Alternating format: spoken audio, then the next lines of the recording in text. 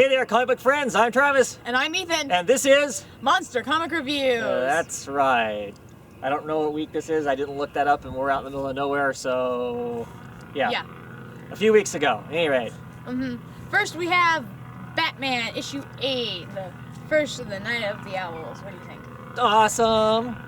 Yeah. We don't even see him really as Batman in most of this issue. He's just Bruce kicking butt as the Owls pretty much take over. Yeah. Everything. I really like this. The cover's awesome. Hey, the cover scene actually shows up inside the book. Wasn't that kind of bizarre? It was crazy. Yeah, I was freaking out there. I was like, whoa. Doesn't happen.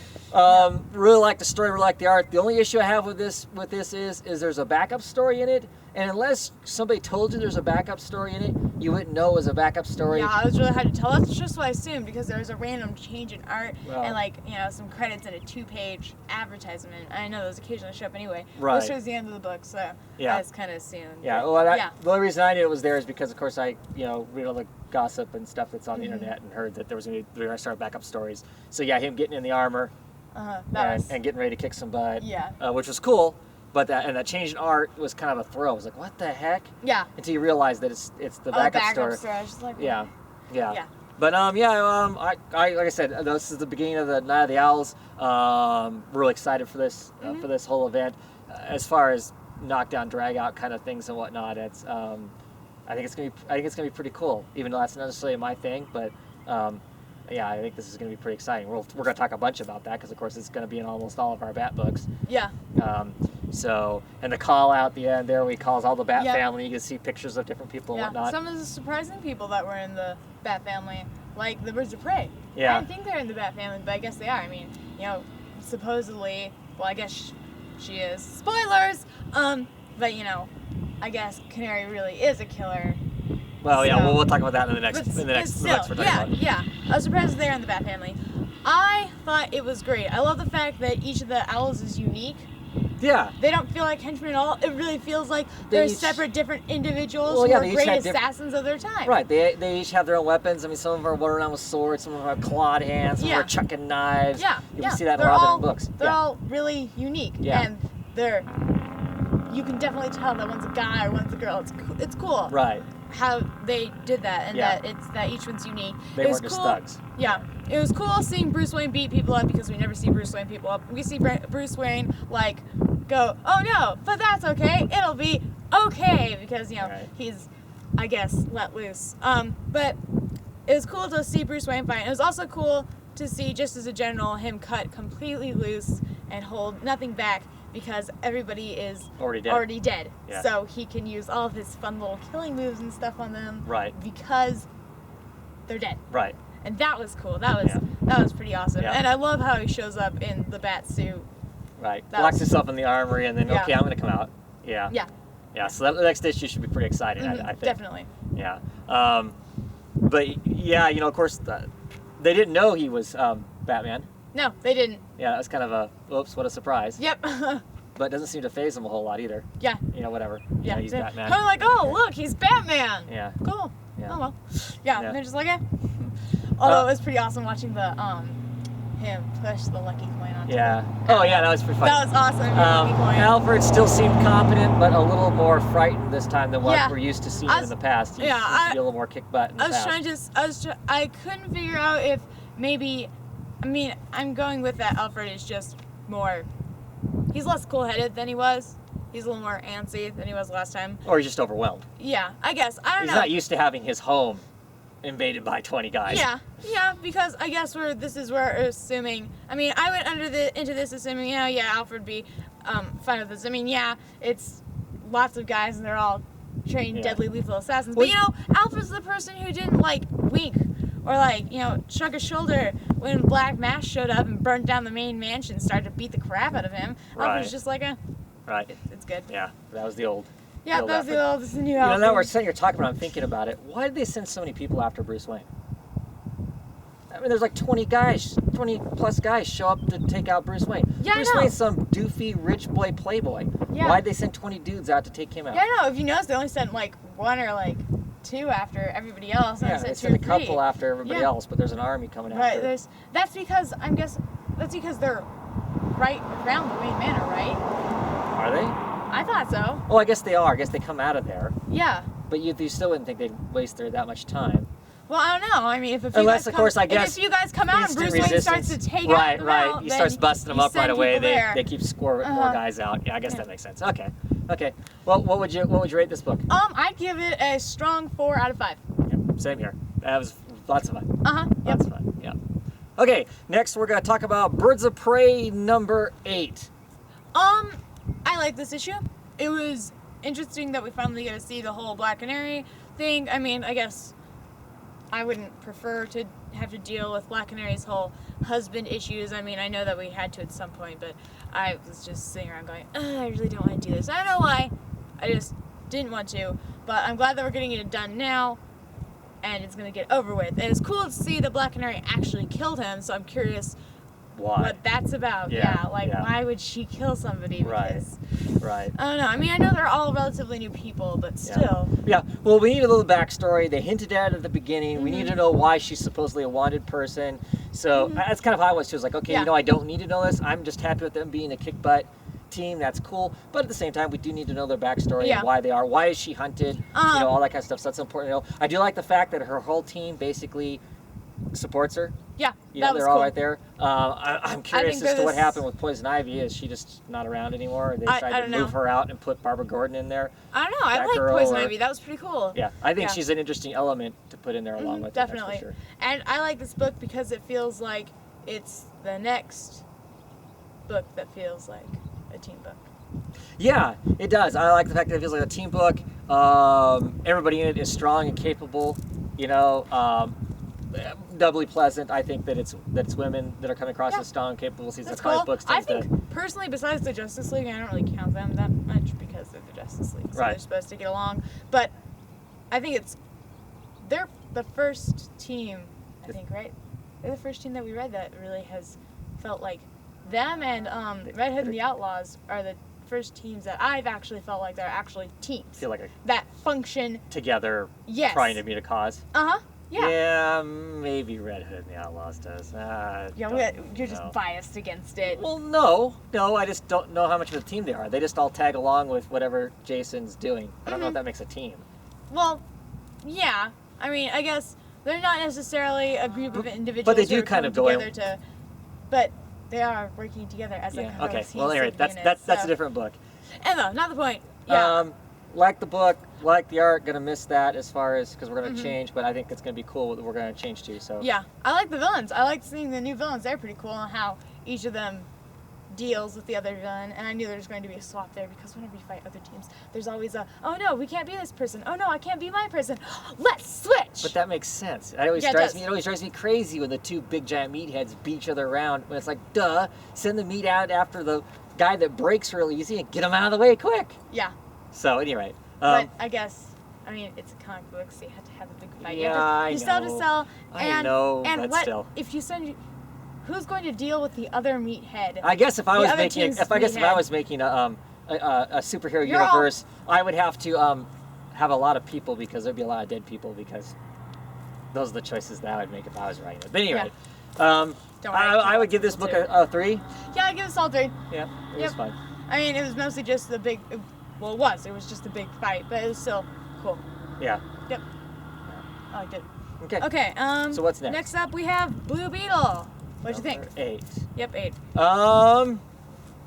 It wasn't super exciting, but I'm happy. The fact is, I feel like I'm reading a new story I haven't read before. That's very refreshing for Blue Beetle.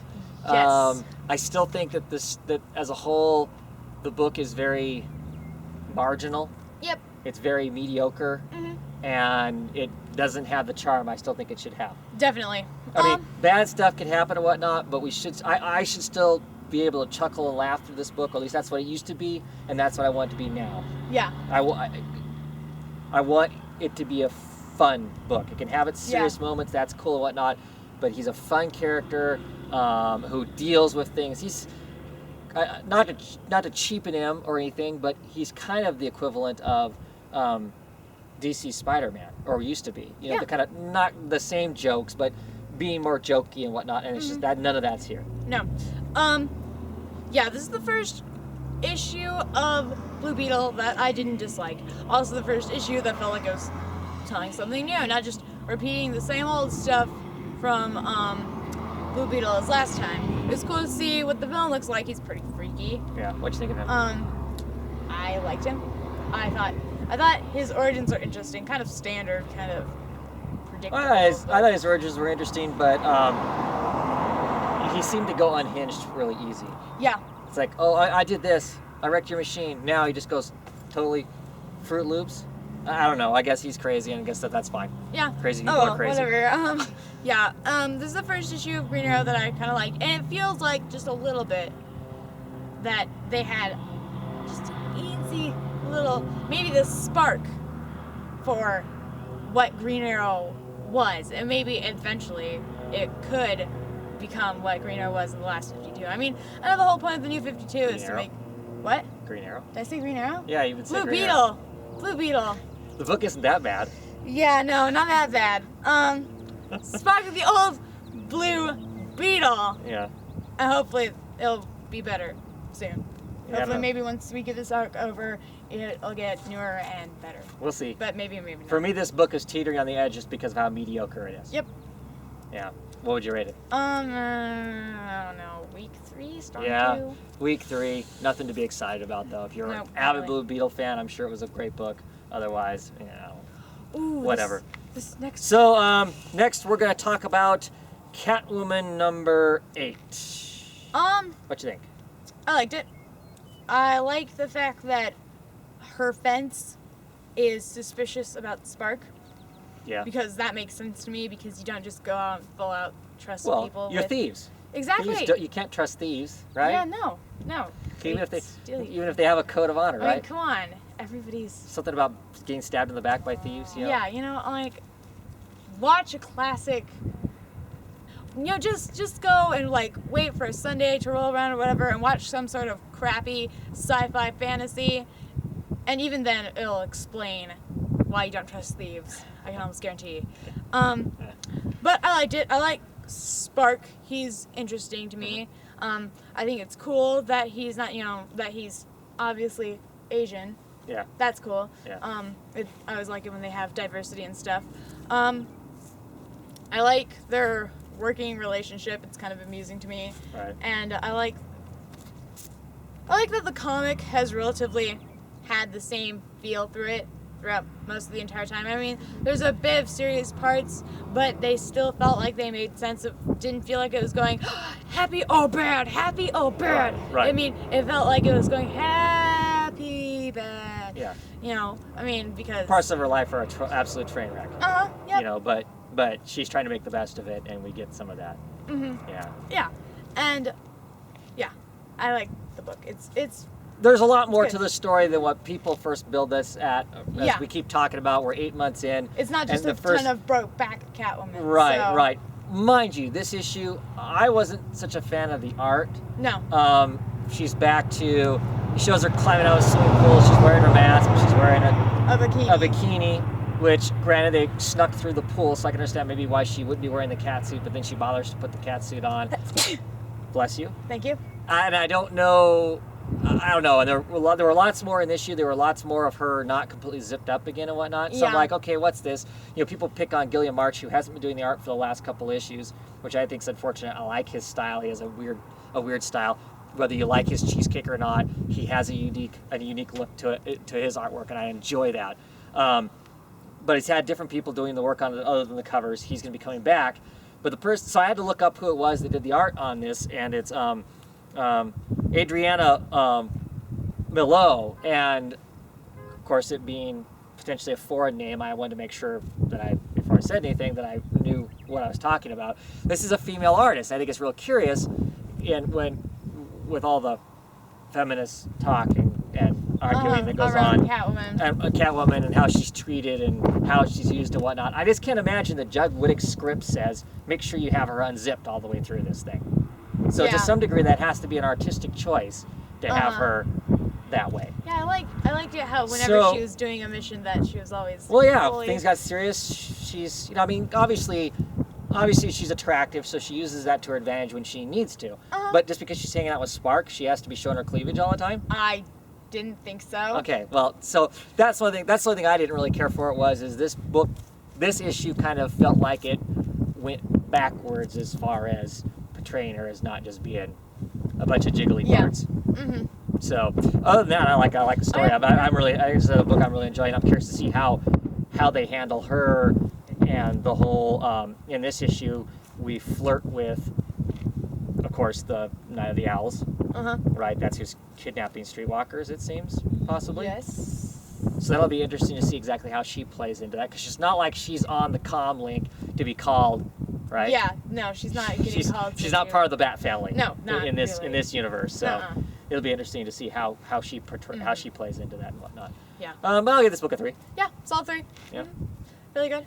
Okay, next up we have, it is one of my favorite books. I mean, like my favorite writer. Okay, I'm gonna ever. step this way so when the lightning strikes, it doesn't get me. Okay, we have Challenges of the Unknown, issue 8. Yeah, this is DC Presents Challenges of the Unknown, issue 8. Yeah. What have we said about the last 2 issues of this? It sucked. It was really boring. The dialogue is horrible. Yeah, it's cheesy. The story just kind crappy. of like blah blah. It's falling apart. And Does this issue any different? I don't know. I didn't read the issue. I think I read parts of the issue and then I just decided, I'm just gonna shove this over the pile. There's a good thing about this issue though. Oh, what? It's done. What? This is the last that was issue? It. Yeah, that was it. That's the last of the story of the Challenges of the Unknown, written by Dan Dito and Jerry Ordway, right? Mm-hmm. Yeah, I like Jerry Ordway's artwork. I still like Jerry's artwork. I have no problem with that. I like his artwork is great. I'm a big fan of Jerry Ordway's. Have been for a long time. Like all the stuff he works on when he worked on All-Star Squadron and all that kind of stuff. Like I say every time we review this book, but the dialogue in this thing was just horrible. I mean, I like the fact they reintroduced the Challenges of the Unknown. They always reintroduce them in some way where lots of weird stuff goes on around them and they have to try and figure out what's going on and why are they picked, why are they resurrected, why are they suddenly these other people. Mm-hmm. And so the story itself, the idea of it was fine, but it just was not written well at all. Execution was horrible. Nope, it's horrible. Those 3 issues were just couldn't have gotten over fast enough. I mean, yeah, I'm sure there was lots of stuff that would have been not as good as Dead Man. I mean, because Dead Man was pretty awesome. So coming off the high of that, I'm sure, anything, well, not anything, but lots of stuff would have come off with a little bit of a feeling of disappointment. But this just sucked. Yeah. I wouldn't like this anyway. So, yeah. What do you want to rate it? I rated a 1. I rated 0. Because you didn't read it. I didn't even read it. That's how bad it was. Okay. Well, that's it for this half. We'll be back in a few minutes for the second half, okay? Bye.